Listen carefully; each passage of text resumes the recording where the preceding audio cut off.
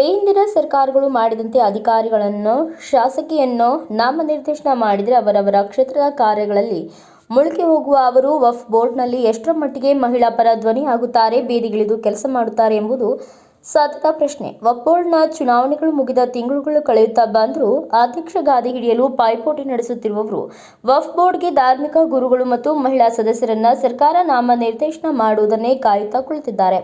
ವಕ್ಫ್ ತಿದ್ದುಪಡಿ ಮಸೂದೆಯ ಜಾರಿ ಕುರಿತು ದೇಶದಾದ್ಯಂತ ತೀವ್ರ ಪರ ವಿರೋಧಗಳ ಚರ್ಚೆಯ ಜೊತೆಗೆ ಹೋರಾಟಗಳ ತೀವ್ರ ಸ್ವರೂಪವನ್ನು ಪಡೆದುಕೊಂಡಿರುವ ಸಂದರ್ಭದಲ್ಲಿ ಮುಸ್ಲಿಂ ಮಹಿಳಾ ಸಬಲೀಕರಣ ಮತ್ತು ವಕ್ಫ್ ನಿರ್ವಹಣೆಯಲ್ಲಿ ಮಹಿಳೆಯರ ಭಾಗವಹಿಸುವಿಕೆಯನ್ನು ಹೆಚ್ಚಿಸಲು ರಾಜ್ಯ ವಕ್ಫ್ ಮಂಡಳಿಗಳು ಮತ್ತು ಕೇಂದ್ರ ವಕ್ಫ್ ಮಂಡಳಿ ಎರಡರಲ್ಲೂ ಇಬ್ಬರು ಮುಸ್ಲಿಂ ಮಹಿಳೆಯರನ್ನ ಸದಸ್ಯರನ್ನಾಗಿ ಸೇರಿಸಲಾಗುವುದು ಎಂಬ ಅಂಶವನ್ನ ಪ್ರಾಸ್ತಾವಿಕ ವಕ್ಫ್ ತಿದ್ದುಪಡಿ ಮಸೂದೆ 2025ರ ಪ್ರಮುಖ ಅಂಶವೆಂದೇ ಬಿಜೆಪಿ ಹೇಳುತ್ತಾ ಮುಸ್ಲಿಂ ಮಹಿಳೆಯರನ್ನ ಒಡೆದಾಳುವ ತಂತ್ರಕ್ಕೆ ತ್ರಿವಳಿ ತಲಾಖ್ ನಂತರ ಮತ್ತೊಮ್ಮೆ ಕೈ ಹಾಕಿದೆ. ಆದರೆ ಬಿಜೆಪಿಯ ಈ ತಂತ್ರ ಕರ್ನಾಟಕದಲ್ಲಿ ಕೈಗೂಡುವುದಿಲ್ಲ. ಕೇಂದ್ರ ವಕ್ಫ್ ಕಾಯ್ದೆ 1995ರ ಅಡಿಯಲ್ಲಿ ರಚಿತವಾದ ಕರ್ನಾಟಕ ವಕ್ಫ್ ಬೋರ್ಡ್ನಲ್ಲಿ ವಕ್ಫ್ ಸಮಿತಿ ರಚನೆಯಾದಾಗಿನಿಂದಲೂ ಇಬ್ಬರು ಮುಸ್ಲಿಂ ಮಹಿಳೆಯರನ್ನ ಸದಸ್ಯರನ್ನಾಗಿ ಮಾಡುವ ನಿಯಮವಿದೆ. ಬೇರೆ ರಾಜ್ಯಗಳಿಗೆ ಹೋಲಿಸಿಕೊಂಡರೆ ಕರ್ನಾಟಕ ವಕ್ಫ್ ಬೋರ್ಡ್ನ ಈ ನಡೆ ಸಂವಿಧಾನದ ಆಶಯಗಳಿಗೆ ಪೂರಕವಾಗಿದೆ. ಆದರೆ ಎರಡು ಮಹಿಳಾ ಸ್ಥಾನಗಳನ್ನು ಬಹುತೇಕ ಮುಸ್ಲಿಂ ಮಹಿಳಾ ಅಧಿಕಾರಿಗಳಿಗೆ ಅಥವಾ ಈಗಾಗಲೇ ಚುನಾಯಿತರಾದ ಮುಸ್ಲಿಂ ಶಾಸಕಿಗೆ ಅಥವಾ ರಾಜಕೀಯವಾಗಿಯೂ ಸಾಮಾಜಿಕವಾಗಿಯೂ ಯಾವುದೇ ರೀತಿಯಲ್ಲೂ ತೊಡಗಿಕೊಳ್ಳದ ಯಾವುದಾದರೂ ಸ್ತ್ರೀಯರಿಗೆ ನಾಮಕಾವಾಸ್ತೆ ಸದಸ್ಯತ್ವ ನೀಡುವ ಪರಿಪಾಠವಿದೆ ಎಂಬುದು ಖೇದಕರ. ರಾಜ್ಯ ರಾಜಕಾರಣದಲ್ಲಿ ಮುಸ್ಲಿಂ ಮಹಿಳೆಯರ ಪಾತ್ರ ಮತ್ತು ಭಾಗವಹಿಸುವಿಕೆಯ ಕುರಿತು ಪ್ರಶ್ನೆಗಳು ಬಂದಾಗಲೆಲ್ಲ ಸಿಗುವ ಉತ್ತರ ಶೂನ್ಯ ಅಥವಾ ಬೆರಳೆಣಿಕೆಗೂ ಕಡಿಮೆ.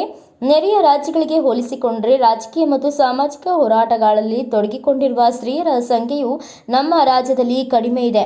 ಇದಕ್ಕೆ ಕಾರಣಗಳನ್ನು ಹುಡುಕಿಕೊಂಡು ಹೊರಟರೆ ಸಂಕುಚಿತತೆ, ಶಿಕ್ಷಣದ ಕೊರತೆ, ಭಾಷೆ, ಹಲವಾರು ವಿಚಾರಗಳ ಜೊತೆಗೆ ಸಮಾನ ಅವಕಾಶಗಳನ್ನು ಕೊಡಲು ಸೋತು ಸಕಲ ಸರ್ಕಾರಗಳು ಕಣ್ಣೆದುರಿಗೆ ಬರುತ್ತವೆ. ರಾಜ್ಯದ 45,000ಕ್ಕೂ ಅಧಿಕ ಮಸೀದಿಗಳು, ದರ್ಗಾಗಳು, ಈದ್ಗಾಗಳು, ಕಬ್ರಿಸ್ತಾನ್ಗಳು, ಆಶುರ್ಖಾನ್ಗಳು, ಅನಾಥಾಶ್ರಮಗಳು, ಮಕ್ಮಾನ್ಗಳು ವಕ್ಫ್ ಬೋರ್ಡಿನ ಅಡಿಯಲ್ಲಿ ಬರುತ್ತವೆ. ಅಂದರೆ ರಾಜ್ಯದಲ್ಲಿರುವ 80 ಲಕ್ಷ ಮುಸಲ್ಮಾನರನ್ನು ಒಳಗೊಂಡಿರುವ ಮತ್ತು ಪ್ರತಿನಿಧಿಸುವ ಸಂಸ್ಥೆ ವಕ್ಫ್ ಬೋರ್ಡ್. ಇಂತಹ ವಕ್ಫ್ ಬೋರ್ಡ್ಗೆ ಮಹಿಳಾ ಸದಸ್ಯರ ನಾಮನಿರ್ದೇಶನ ಮಾಡುವಾಗ ಮಹಿಳಾ ಪರವಾಗಿ ಇರುವ ಕಾಂಗ್ರೆಸ್ ಸರ್ಕಾರ ಸಾಮಾಜಿಕವಾಗಿ ರಾಜಕೀಯವಾಗಿ ಮುಸ್ಲಿಂ ಮಹಿಳೆಯರೊಂದಿಗೆ ಕೆಲಸ ಮಾಡುತ್ತಿರುವವರಿಗೆ, ಹೊಸಬರಿಗೆ ಮತ್ತು ಸಮರ್ಥರಿಗೆ ಅವಕಾಶವನ್ನು ಕಲ್ಪಿಸಿಕೊಡಬೇಕಿದೆ. ಈ ಹಿಂದಿನ ಸರ್ಕಾರಗಳು ಮಾಡಿದಂತೆ ಅಧಿಕಾರಿಗಳನ್ನು ಶಾಸಕಿಯನ್ನು ನಾಮನಿರ್ದೇಶನ ಮಾಡಿದರೆ ಅವರವರ ಕ್ಷೇತ್ರದ ಕಾರ್ಯಗಳಲ್ಲಿಯೇ ಮುಳುಗಿ ಹೋಗುವ ಅವರು ವಕ್ಫ್ ಬೋರ್ಡ್ನಲ್ಲಿ ಎಷ್ಟರ ಮಟ್ಟಿಗೆ ಮಹಿಳಾ ಪರ ಧ್ವನಿ ಆಗುತ್ತಾರೆ, ಬೀದಿಗಿಳಿದು ಕೆಲಸ ಮಾಡುತ್ತಾರೆ ಎಂಬುದು ಸಾಧ್ಯದ ಪ್ರಶ್ನೆ.